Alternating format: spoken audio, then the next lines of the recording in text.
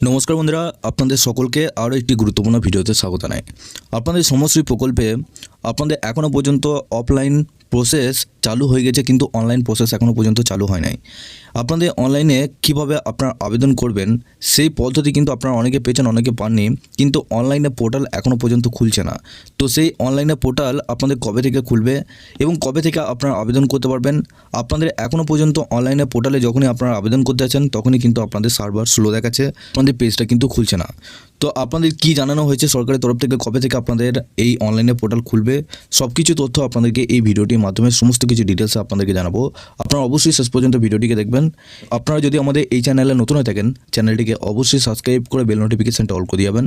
আমরা যখনই নতুন কিছু আপডেট দেবো আপনারা ওই নোটিফিকেশান বেলের মাধ্যমে আমাদের সমস্ত রকম খবর সবার আগে পেয়ে যাবেন। এই ভিডিও ডেসক্রিপশনে আমাদের একটি হোয়াটসঅ্যাপ গ্রুপ এবং টেলিগ্রাম গ্রুপের লিঙ্ক রয়েছে, ওখানে যুক্ত হয়ে যান। ওখান থেকে আপনারা প্রত্যেক দিন সমস্ত রকম খবর সবার আগে পেয়ে যাবেন। এখানে আপনাদের বলা হয়েছে সমশ্রী পোর্টাল চালু হতে লাগবে আরও সময়, আপাতত অফলাইনই হবে অন্তর্ভুক্তি। ভিন রাজ্যে, বিশেষ করে বিজেপি শাসিত রাজ্যে আক্রান্ত হয়ে বাংলায় ফিরে আসা পরিযায়ী শ্রমিকদের জন্য শ্রমশ্রী প্রকল্প ঘোষণা করেছেন মুখ্যমন্ত্রী মমতা বন্দ্যোপাধ্যায়। সেই প্রকল্প কার্যকর করার উদ্যোগ আজ বৃহস্পতিবার থেকে শুরু করলো রাজ্যের শ্রম দপ্তর। মুখ্যমন্ত্রী মমতা বন্দ্যোপাধ্যায় কয়েকদিন আগেই এই প্রকল্পের ঘোষণা করেছিলেন। মূলত একটি বিশেষ পোর্টালের মাধ্যমে শ্রমশ্রী চালু করার কথা থাকলেও সেই পোর্টালে চালু হতে আরও 2-1 দিন সময় লাগবে। তবে মুখ্যমন্ত্রী নির্দেশে দপ্তর আজ থেকেই মাঠে নেমে কাজ শুরু করেছে। শ্রমমন্ত্রী মলয় ঘটক জানিয়েছেন, আপাতত যেসব পরিযায়ী শ্রমিক ইতিমধ্যে রাজ্যে ফিরে এসেছেন তাদের অফলাইনে এই প্রকল্পে অন্তর্ভুক্ত করার কাজ শুরু হবে। এই জন্য জেলায় জেলায় শিবির বসিয়ে প্রাথমিক নথিভুক্তির প্রক্রিয়া চালাবে দপ্তর। প্রথম পর্যায়ে মুর্শিদাবাদ, মালদা ও উত্তর দিনাজপুর এই কাজ শুরু হচ্ছে, কারণ এই জেলাগুলিতেই সবচেয়ে বেশি শ্রমিক সম্প্রতি আক্রান্ত হয়ে ঘিরে ফিরেছেন। শ্রম দপ্তরের সঙ্গে যুক্ত আধিকারিকদের দাবি, মুখ্যমন্ত্রীর নির্দেশে দ্রুত কাজ করাই তাদের অগ্রাধিকার। সেই কারণেই পোর্টাল চালুর আগে থেকেই হাতে কলমে কাজ করা শুরু করা হচ্ছে। পরে যখন অনলাইন ব্যবস্থা চালু হবে তখন সমস্ত তথ্য একত্রিত করে শ্রমশ্রী প্রকল্পের আওতায় আনা হবে।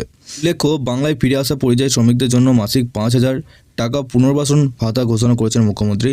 পাশাপাশি ভ্রমণ সহায়তা, এককালীন অনুদান, জব কার্ড, খাদ্যসাথী, স্বাস্থ্যসাথী পরিষেবা, প্রয়োজনে থাকার ব্যবস্থা এবং সন্তানদের পড়াশোনার সুযোগ সবকিছুই থাকবে শ্রমশ্রীর আওতায়।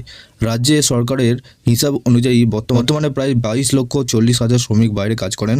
তাদের সবার জন্যই এই সুবিধা প্রযোজ্য হবে। ইতিমধ্যে যারা ফিরেছেন সেই প্রায় 10,000 শ্রমিককে দ্রুত প্রকল্পের সঙ্গে যুক্ত করা হবে বলে দপ্তরের তরফে জানানো হয়েছে। আজ থেকেই তাই মাঠে নেমে কাজ শুরু করেছে শ্রম দপ্তর। এটাই শ্রমশ্রী প্রকল্পে বাস্তবায়নের প্রথম পদক্ষেপ। আপনারা বুঝতে পারছেন, আপনাদের মধ্যে যারা আপনারা অনলাইনে আবেদন করতে যাচ্ছেন, সেক্ষেত্রে আপনাদের অনলাইনে যে পোর্টাল রয়েছে, আপনাদের কর্মসাথী যে পোর্টাল রয়েছে, সেই কর্মসাথী পোর্টালে গিয়ে আপনাদেরকে আবেদন করতে হবে। কিন্তু এখনও পর্যন্ত সেই পোর্টাল কিন্তু খোলা হচ্ছে না। আপনারা যখনই পোর্টালটা খুলবেন তখনই দেখতে পাবেন এখানে পুরোপুরি কিন্তু সার্ভার ডাউন আছে। তো এখন কিন্তু আপনারা আবেদন করতে পারবেন না, পোর্টালে কাজ চলছে। 2 দিন আপনাদের ওয়েট করার পর তারপরেই কিন্তু আপনারা আবেদন করতে পারবেন।